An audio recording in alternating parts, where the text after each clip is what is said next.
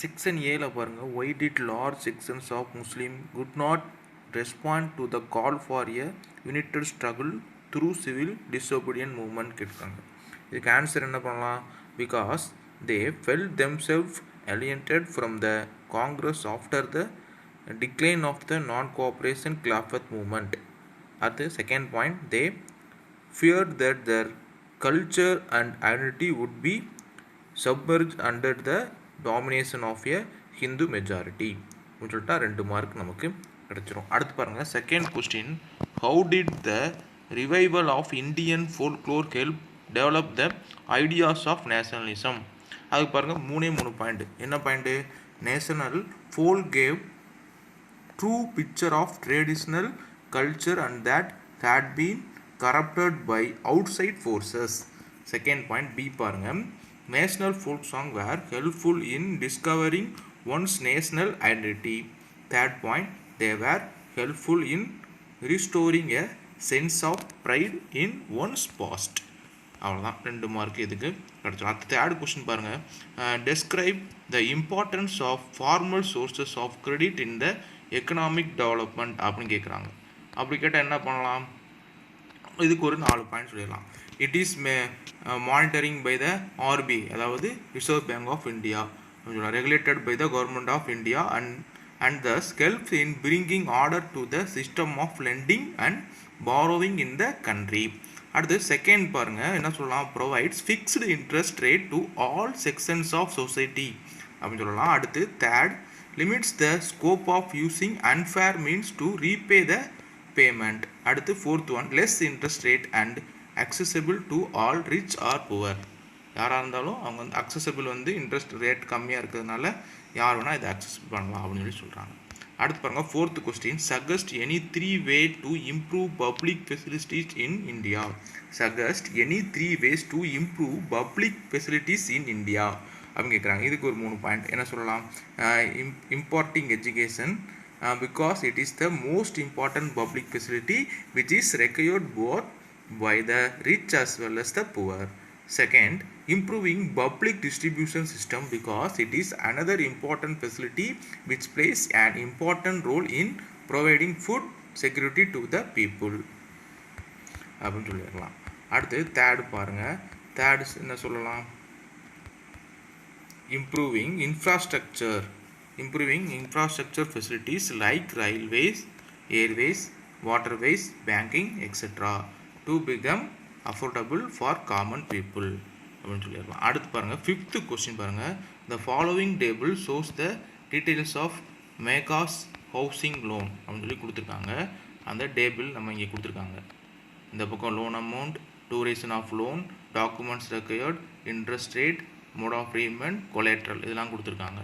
கொடுத்துட்டு இந்த பக்கம் 5 lakhs 10 years employment record, salary slip 12% per annum, அடுத்து monthly instalment in cash by cheque அப்படின்னு சொல்லியிருக்காங்க. கொலேட்ரல் வந்து என்ன கொடுத்தாங்க? நியூ ஹவுஸ் பேப்பர்ஸ் அப்படின்னு சொல்லி கொடுத்துட்டு calculate the total number of the instalment which will be paid by Megha in repayment of loan. Second question கேட்டிருக்காங்க, the bank retain as collateral the paper of the new house, what do you mean by the word collateral? கொலேட்ரல்ங்கிறது முக்கியமான ஒரு question இல்லையா? இப்போ வந்து நம்ம எத்தனை instalment 12 இருக்குது, 12% இல்லையா? அப்போ 12% இன்ட்ரெஸ்ட்டு எத்தனை வருஷம் கட்டுறாங்க? 10 இயர்ஸுக்கு கட்டுறாங்க. அதனால் 120 இன்ஸ்டால்மெண்ட்.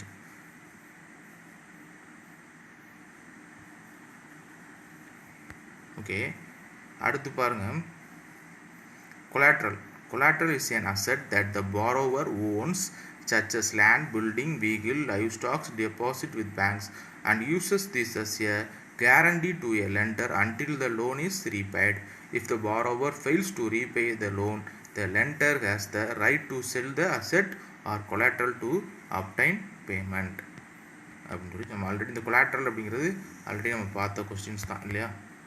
அடுத்து பாருங்கள், செக்ஷன் பி 3 மார்க்கில் பாருங்கள், efficient means of transport are prerequisite for fast development, support the statement with suitable example. இதுக்கு பாருங்கள், first point, efficient and good transport for speedy movement of goods and services to different parts of the India and to fulfill the needs of the people is needed. Second one, goods and services do not move from supply location to demand location on their own. This necessitates the need for transport. Third one, some people are engaged in facilitating these movements. These are known to traders who make the products come to the consumers by transportation. Fourth one, thus the pace of development of country depends upon the production of goods and services as well as their movements over space. இதுக்கு or கொடுத்து ஒரு question கேட்டிருக்காங்க. Why are the means of transportation and communication called the lifelines of a national economy? Give any four reasons to support your answer அப்படின்னு சொல்லி கேட்டிருக்காங்க. அதுக்கும் நம்ம answer பார்த்துடலாம். அதுக்கு ஒரு 4 பாயிண்ட் சொல்லிடலாம். என்ன, they bring far-flung areas of a country quite closer to each other and carry the greatest number of passengers to longest journey in lesser time with more comfort. Second one, they carry thousands of tons of different commodities from one part of the country to other and thus avoid much hardships of the people. Third one, in war times they bring the whole country at the lake of the armed forces and facilitate the movement of arms, ammunition and other supplies.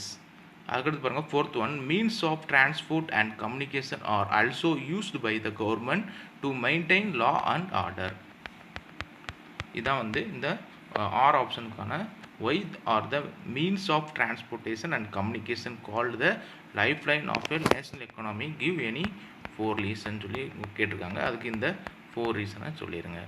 அடுத்து 7th question பாருங்கள், 3 மார்க்கில். What is a multi party system? Why has India adopted a multi party system? Explain. இது நம்ம அடிக்கடி பார்த்த question தான், நீங்கள் எழுதிடுவீங்க. அடுத்து 8th கொஸ்டின் பாருங்கள், how is social diversity accommodated in democracy? Explain with example. இதுவும் நம்ம அடிக்கடி பார்த்த கொஸ்டின் தான். அடுத்து செக்ஷன் சியில் பாருங்கள், த civil disobedience movement was different from the நான் cooperation movement. Support the statement with example. இதுவும் நீங்கள் இதில் உள்ள பாயிண்ட் மாதிரி எழுதினாலும் சரி தான், இல்லை நீங்கள் வந்து என்ன செய்யலாம், டிஃபரன்ஷியேட் பண்ணி ஒரு பாக்ஸ் மாதிரி போட்டு அதை ஜஸ்டிஃபை பண்ணி சொன்னாலும் சரி தான். அடுத்து பாருங்கள், how had non cooperation movement spread in cities? Explain.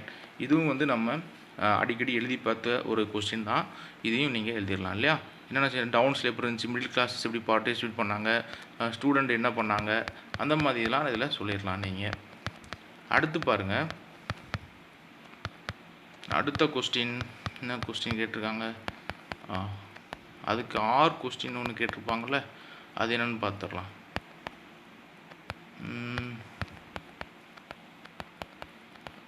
இந்த இருக்கா, சாரி, ஆர் கொஸ்டின் பார்த்தாச்சு. செகண்ட் கொஸ்டின் பார்க்கலாம். Economic effects of non cooperation movement were given below.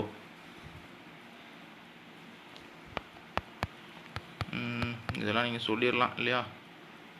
How had non cooperation movement spread in cities? Explain. அதில் பாயிண்ட்லாம் நீங்கள் சொல்லிடலாம். அடுத்து 10th question பாருங்கள். 10th question, the challenge of sustainable development requires control over industries pollution.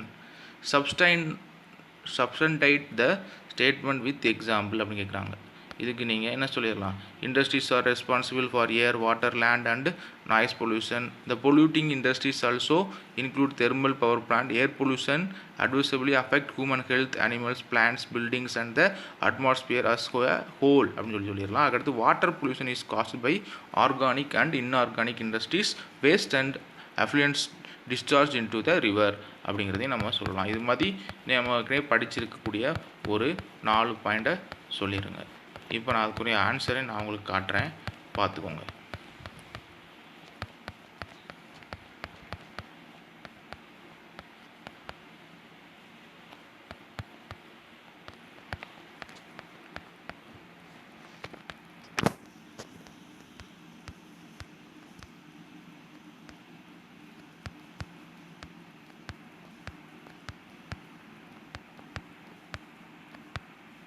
இதான் பார்த்துட்டு இருந்தோம் இல்லையா.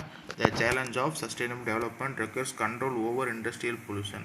அதில் வந்து நம்ம இந்த air pollution, water, land, noise pollution அதை சொன்னோம். அடுத்த செகண்ட் பாயிண்டில் wasted from nuclear power plants அதை சொல்லிடுங்க. அதுக்கடுத்து தேர்டு ஒன்று வந்து industries need to minimise the use of water by reusing and recycling water, அதை வச்சு ஒரு பாயிண்ட் சொல்லிடுங்க. அதுக்கடுத்து electrostatic precipitators, fabric filters, scrubbers அதை வச்சு சில பாயிண்ட் சொல்லிடுங்க. அதுக்கடுத்து thermal plant should be avoided, thermal பிளான்ட்டை வந்து குறைக்கணும் அப்படிங்கிறத வச்சு ஒரு பாயிண்ட் சொல்லிட்டிங்கன்னா போதும். அதுக்கடுத்து பாருங்கள், explain with example any 5 factors that responsible for industrial location அப்படின்னு சொல்லி கேட்டிருக்காங்க. இதுக்கு 6 கொஸ்டினாக கேட்டிருக்காங்க. என்னது, ஃபஸ்ட் எடுத்தோடனே அவைலபிலிட்டி ஆஃப் ரா மெட்டீரியல், அதுக்கடுத்து கிளைமேட், அதுக்கப்புறம் availability of capital and other infrastructure, அதுக்கடுத்து 4th one availability of skilled labours இல்லையா. அதுக்கடுத்து 5th ஒன் வந்து என்டையர் ப்ராசஸ் ஆஃப் மேனுஃபேக்சரிங், அதை பற்றி எப்படி ஃபைனலாக கொண்டு போகிறாங்க அப்படின்னு சொல்லணும். அதுக்கடுத்து government policies, peace, protection of environment play, அதையும் நம்ம 6 பாயிண்ட்டாக சொல்லிடலாம். உங்களுக்கு 5 பாயிண்ட் சொன்னால் கூட உங்களுக்கு மார்க் கொடுத்துருவாங்க. இருந்தாலும் நம்ம 6 பாயிண்ட்டாக சொல்கிறது நல்லது. அதுக்கடுத்து பாருங்கள், section D, read the sources given below and answer the following questions அப்படின்னு கொடுத்துருவாங்க. சோர்ஸ் ஏ ரீட் பண்ணிக்கோங்க, பேராவாக கொடுத்துருக்காங்க. Dignity and freedom of the citizen சொல்லி செக்ஷன் ஏ கொடுத்துருக்காங்க. அடுத்து நான் டெமோக்ராட்டிக் ரெஜிம்ஸ்னு கொடுத்துருக்காங்க. அதுக்கடுத்து சோர்ஸ் சியில் வந்து ஸ்ட்ரென்த் ஆஃப் டெமோக்ரஸின்னு கொடுத்துருக்காங்க. இதை வச்சு கொஸ்டின்ஸ் கேட்டிருக்காங்க பாருங்கள். ஃபஸ்ட்டு கொஸ்டின், நீங்கள் பேராகிராஃப் படிக்கணும் அப்படின்னா உங்கள் படிக்கிறதுக்காண்டி கொஞ்சம் நேரம் வைக்கிறேன், பார்த்துக்கோங்க. Paragraph source A, source B, அடுத்து source C, strength of democracy. Question 1 பாருங்கள், என்ன கேட்டிருக்காங்க, what are basis of democracy அப்படின்னு கேட்டிருக்காங்க. அப்போ the passion for respect and freedom are the basis of democracy அப்படின்னு சொல்லி சொல்லிடலாம்.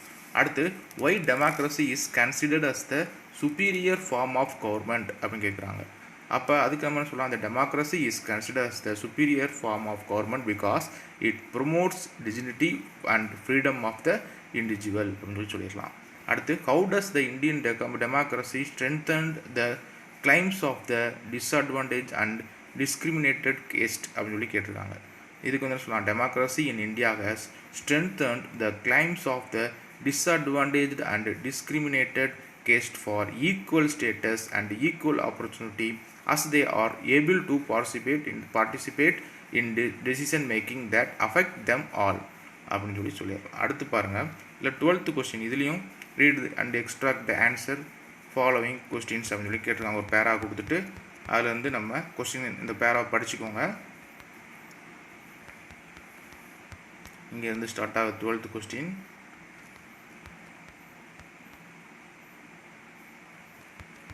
பேரா கொடுத்துருக்காங்க. கொடுத்துட்டு என்ன கேட்டிருக்காங்க கொஸ்டின் அப்படின்னா, what is trade barrier, give one example. அப்போ when the government puts some restriction on the foreign trade and foreign investment, then it is called trade barrier. Example என்ன, டேக்ஸ் இல்லையா, டேக்ஸ் தான் வந்து ட்ரேட் பேரியருக்குரிய ஒரு example. அதுக்கடுத்து, what do you mean by term liberalisation, removing barriers or restrictions set by the government is known as liberalization. Okay, அடுத்து பாருங்கள், third question கேட்குறாங்க, how does government regulate foreign trade அப்படின்னு கேட்குறாங்க. அப்போ government can use trade barriers to increase or decrease regulate foreign trade. Second one, to decide what kind of goods and how much of each should come into the country. இதான் வந்து how does government regulate the foreign trade அப்படின்னு சொல்லலாம். அடுத்து பாருங்கள், map question வந்துடலாம்.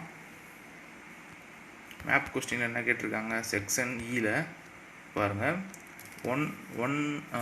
On the given outline political map of India locate the following அப்படின்னு கேட்டுட்டு, a place where Indian National Congress session was held in December 1920 அப்படின்னு கேட்குறாங்க. 1920 காங்கிரஸ் மாநாடு எங்கே நடந்துச்சு அப்படின்னு சொல்லி கேட்குறாங்க. அடுத்து பி பாருங்கள், பி வந்து சிங்க்ராலி தெர்மல் பவர் பிளான்ட் கேட்டிருக்காங்க. அப்படி இது தெரியல அப்படின்னா என்ன கேட்டிருக்காங்க, Gandhi Nagar software technology park, அப்படின்னா கொச்சி போர்ட் கேட்டிருக்காங்க. நீங்கள் இதில் ஆன்சர் குறிச்சிருக்கோம் பாருங்கள். ஏ வந்து என்னது, காங்கிரஸ் மாநாடு நடந்தது 1920 December 1920 Indian National Congress session நடந்தது எங்கே, நாக்பூர். அதுக்கடுத்து பி பாருங்கள், இங்கே இந்த இதில் இருக்குது ஏ, இந்த பாருங்கள் ஜூம் பண்ணி கட்டிடுவோம் ஏ. ஓகேவா. இதுதான் நாக்பூர். அடுத்து சிங்க்ரோலி தெர்மல் பவர் பிளான்ட் பி எங்கே இருக்குது? இந்த இருக்குது பாருங்கள், பி. இதுதான் சிங்க்ரோலி பவர் பிளான்ட். அதுக்கடுத்து Gandhi Nagar software technology park C. இந்த காந்தி நகர் டெக்னாலஜி பார்க். அடுத்து டி வந்து கொச்சி போர்ட். இதாக இருக்குது கேரளாவில் இல்லையா? இந்த இடத்துல நம்ம மார்க் பண்ணிடுறோம்.